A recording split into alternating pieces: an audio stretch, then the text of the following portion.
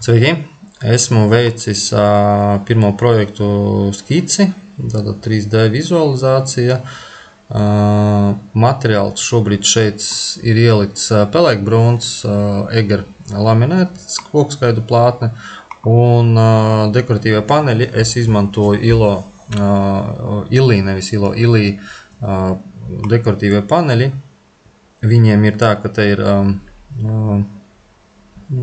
MDF plātnes un virsū ir našfinieris uzlīmēts, un apakšā zem pašiem paneļa līstītēm ir filtrs apakšā. Tā, bet tos krāsu un vispārējo tad mēs varēsim vēl pamainīt. Tātad ir divas atvilknes pilna izvilkuma ar tīponiem uzreiz bija paredzētas, un šī tā niša, kuru es redzēju jūsu bildēs, attiecīgi, tātad no priekšpuses viņš izskatīsies taisni, bet no santa tur būs, kur manta salikta. Šī daļa, tātad divas durvis, drēbju stanga, un augšējā daļa ir sadalīta 30 cm augstumā un ir sadalīta. Skapja dziļumu es būšu vai nu palaidis garām, vai arī nebija minēts, bet skapja dziļums kopējais ir 60 cm. Tā kā, jā, veiksim mērījums, un tad to skapja dziļumu varēs pamainīt.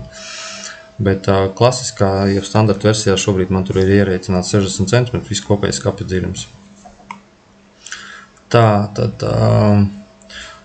lai skapis, teiksim, izskatītos kaut cik, teiksim, tā sakarīgi, apakšējā daļa, kur būs LED apgaismojums, es pēc saviem ieskatiem, tātad jūsu gadījumā viņš ir jums tā daļa ir sadalīta. Savukārt es šo daļu atstāju kā vienu veselu, es viņu nedalīju te uz pusēm, tātad viens vesels, apavu viena vesela niša, plaukti aptuveni pēc tādiem pašiem izmēriem, un šī daļa, tātad tur, kur būs lielā atvilkņu, jeb apavu atvilkne, lielā, kur būs izvilkumā. Tā daļai man šobrīd nav risinājuma, man tur vienkārši ir taisīts kaut kad sen, bet pats es nedarīju, man to kolēģis taisīja. Es viņam palūkšu to risinājumu, kādas viņa vadotnes izmantoja, lai tā izvilkamā daļa būtu tāda stingra un labi kalpotu. Tātad durvis labās kreisās augšējās sadalījums, šeit arī labās kreisās durvis ar augšējo sadalījumu iekšā. Šeit ir papildus balsti, tikai tāpēc, ka tās daļas ir ļoti platas un man nepieciešams skapim kaut kāds saturs, lai tiem dēļiem ir kaut kāds saturs, tad es arī apakšējai daļai ieliku nišas sadalījumu.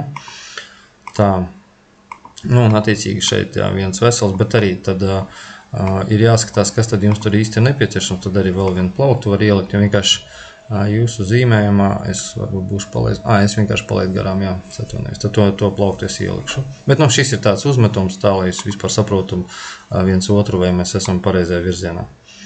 Tā, jā, un lūk, tātad skapis karāsies pie sienas šī daļa būs ar cokoli, stāvēs uz grīdas, un šī daļa karāsies augšā.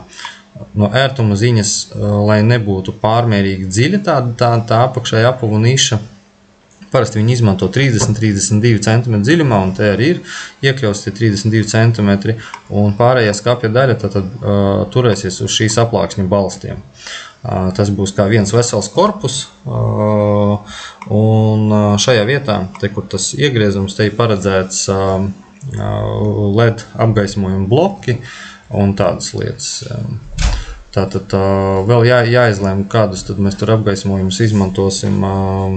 Es ieteiktu noteikti koblentes izmantot kaut kādas šaurās 4 mm, šobrīd tās ir pieejamas, un var izmantot arī, teiksim, tās LED lentes, un tās būs nedaudz lētākas.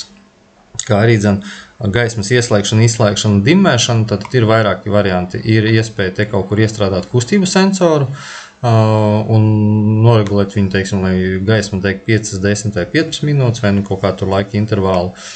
Ir iespējams tātad slēdzi vienkārši, un, ja ir nepieciešams dimmēt, kaut kādā vienā mums no projektiem bija arī, kur mēs taisījām ar dimmēšanu, bet dimmēšanai parasti ir tā, kad ir bez pieskāriena slēdzīts, Un tad viņu var nodimēt, un ieslēgšana, izslēgšana arī tikai novedot roku gar to slēdzīti. Tā kā ir 3 varianti - sensors, kustības sensors, parasts slēdzes un bez pieskāriena slēdzes ar dimēšanu. Tātad 3 opcijas, un vadības blokus es noteikti ieteiktu Hāfelu, jo tas ir pārbaudīts, mēs jau daudz gadus viņus izmantojam. Hāfelu bloki, viņi sadala tās gaismas vienmērīgumu, ir vairāk izejas kanāli, parasti tie ir 4, teiksim, klasiski izejas kanāli plus 1 uz slēdža kanāls, tā kā tie, teiksim, pats barošanas bloks netiks noslogots un arī vadiem būs vienmērīgi, nevis vadiem, bet lentām būs vienmērīgs strāvas padevs, tad vienmērīga gaisma visur būs. Jā, un aizmugurītes ir 16 mm paredzēts. Tas ir papildus stiprināšanai pie sienas. Jā, un vispār es gribētu arī apskatīties to nišu, kāda viņi izskatās, saprast, kur ir kādas sienas, tātad, kur ir eģipsis, kur ir varbūt kāds ķieģelis vai gāzbetons vai kaut kas tāds, lai es saprotu, kā man iestrādāt kaut kādas stiprināšanas veidus, lai tas kaps turētos pie sienām arī.